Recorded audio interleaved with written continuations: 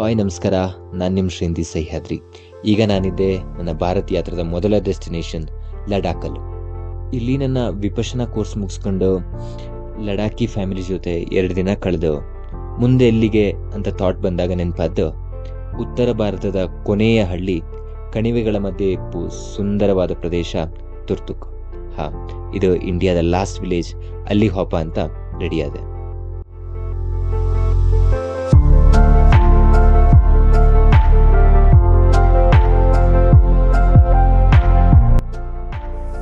ಲೇಯಿಂದ ಹೊರಟ ಮೇಲೆ ಫಸ್ಟಿಗೆ ಒಬ್ಬ ಹಿಮಾಲಯನ್ ರೈಡರ್ ಸಿಕ್ಕಿ ಅವ್ರ ಜೊತೆ ಕಾರ್ದುಂಗ್ಲಾ ತನಕ ರೀಚ್ ಆದೆ. ಅಲ್ಲಿಂದ ಇನ್ನೊಂದು ಕಾರಲ್ಲೂ ಕಾರ್ದುಂಗ್ಲಾ ಟಾಪ್ನ ಪಾಸ್ ಮಾಡಿ ದಿಸ್ಕಿತ್ ರೀಚ್ ಆದೆ.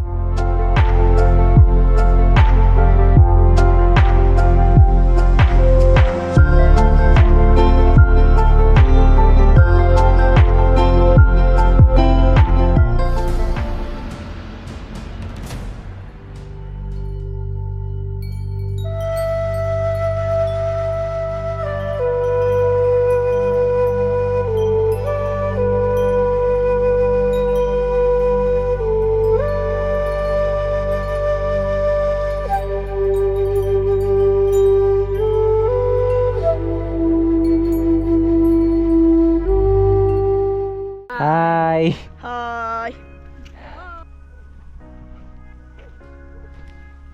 ಇದು ಸದ್ಯಕ್ಕೆ 3 ದಿನಕ್ಕೆ ನಾನಿಪ್ಪು ರೂಮು ದಿಸ್ಕಿತ್ತಲ್ಲ.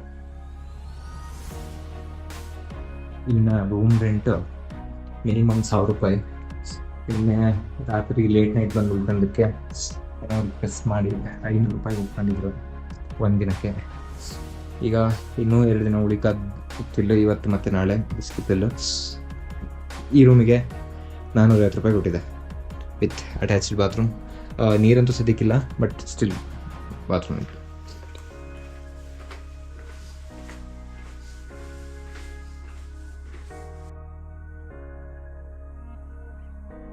ಇದು ದಿಸ್ಕಿತ್ ಮಾರ್ಕೆಟಿಗೆ ಹೋಪು ರೋಡು ಹೋಯ್ ಬಂದೆ. ಎಲ್ಲ ಖಾಲಿ ವಿಂಟರ್ ಬಸ್ಸಿಂದ.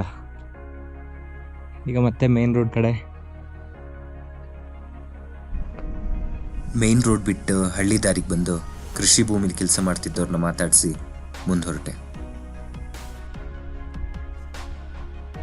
आगे जाए तो हुंडर जाएगा ना, हुंडर जाता है.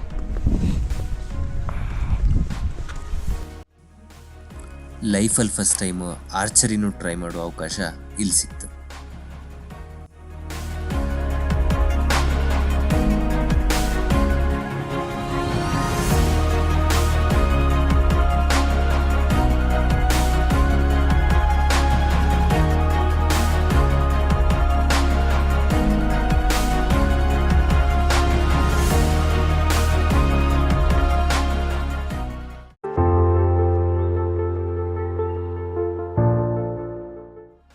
ನಮಸ್ಕಾರ.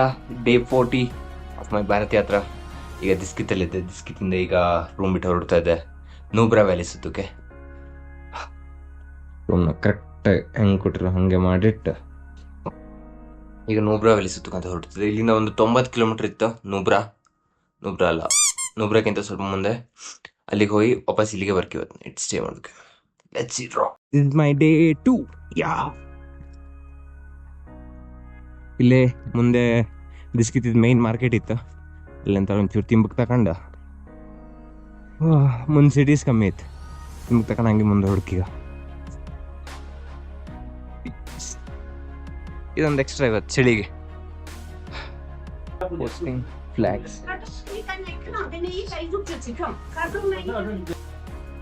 ಅರ್ಧ ಮುಕ್ಕಾಲು ಗಂಟೆ ಕಾದ.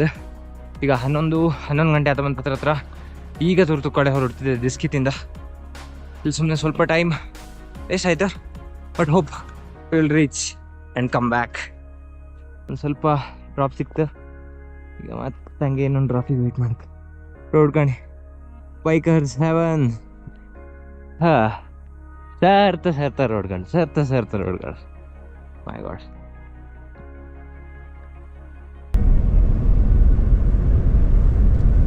ಸ್ವಲ್ಪ ವೆಜಿಟೇಷನ್ ಗಮನಿಸಿಬಿಟ್ಟು ಮರ ಗಿಡ ಎಲ್ಲ.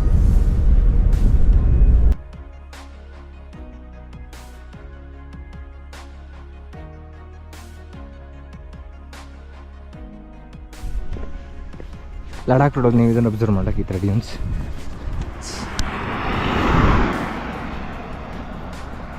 ಹಾಂ ಪ್ರಾಪ್ಸ್ಲಿ ಈ ಥರ ಒಂದು ಅಬ್ಸರ್ವ್ ಮಾಡ್ಲಿಕ್ಕೆ ಒಂದು ಸ್ವಲ್ಪ ಡೂಮ್ ಥರ ಮಾಡಿರ್ತಾರೆ ಈ ಥರ ರೋಡಲ್ಲಿ. ಇದಂತಕ್ಕಂದರೆ ಇಲ್ಲಿ ಸಿಂಗಲ್ ರೋಡ್ ಇರುತ್ತೆ, ಗಾಡಿ ಕೆಳಗೆ ಇಳಿಸೋಕ್ಕೆ ಜಾಗ ಇರ್ತಿಲ್ಲ.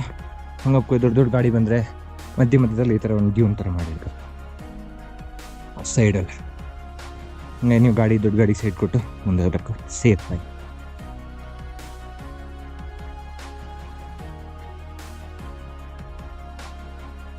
ಮೇಲಿಂದೆಲ್ಲ ಫ್ರೀಸ್, ಕೆಳಗಿಂದ ಮಾತ್ರ ನೀರು ಹೋಗ್ತೈತೆ, ಅಷ್ಟು ಕೋಲ್ಡ್.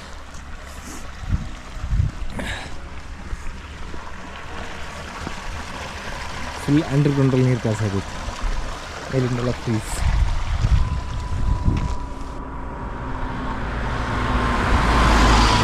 ಆಲ್ರೆಡಿ ಫುಲ್, ಎಂತ ಮಾಡೋಕ್ಕಿಲ್ಲ, ಫುಲ್ ಆಯ್ತು ಗಾಡಿ, ಜಾಗವೇ ಇಲ್ಲ. ಹಂಗೆ ಒಪ್ಕೊಯ್ ಮಧ್ಯೆ ರೋಡೆಲ್ಲ ಈ ಥರ ಇದು ಅಂದರೆ ಆಫ್ ರೋಡ್ ಥರ ಗೊತ್ತಿಲ್ಲ. ಸ್ಟಿಲ್ ತೂಫಾನ್ ಇಸ್ ಕಮಿಂಗ್. ಇಂಥ ತೂಫಾನ್ಗಳು ಈ ಕಣಿವೆಯಲ್ಲೂ ನಾರ್ಮಲ್. ನಾನಿದ್ದೆ ಈಗ ಸ್ಕ್ರೂ ವಿಲೇಜ್ ಹತ್ರ.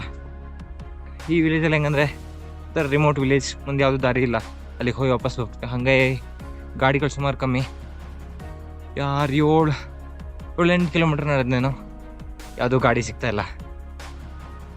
ಸಿಕ್ಕತ್ತೆ ಇವತ್ತು ಹೋತೆ ಆ ವಿಲೇಜ್, ತುರ್ತುಕ್ ವಿಲೇಜ್ಗೆ. ಅಲ್ಲೋ ಮೇ ಬಿ ಇವತ್ತು ಉಳಿಕತ್ತು, ವಾಪಸ್ ಬರ್ಕಂತ ಅಂದ್ಕೊಂಡಿದ್ದೆ, ಬಟ್ ಆತಿಲ್ಲ ಇವತ್ತು, ಅಲ್ಲೇ ಉಳಿಕತ್ತು.